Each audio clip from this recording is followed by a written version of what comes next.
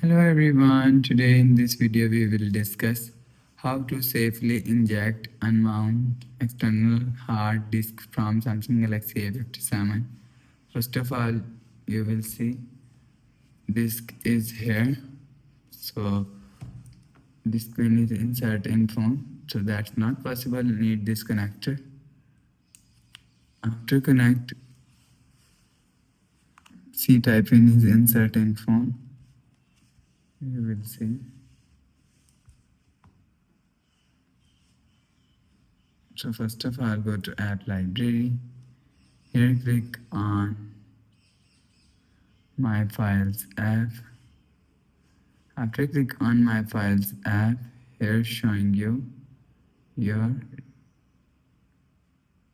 hard disk. Click on your hard disk and click on file, and if you want to unmount, click on this three dot icon and here showing you option unmount. Click on unmount, you will see go back to home screen. So that's how you can safely adjust unmount external hard disk from Samsung Galaxy A57. If you like the video, please subscribe. Thanks for watching.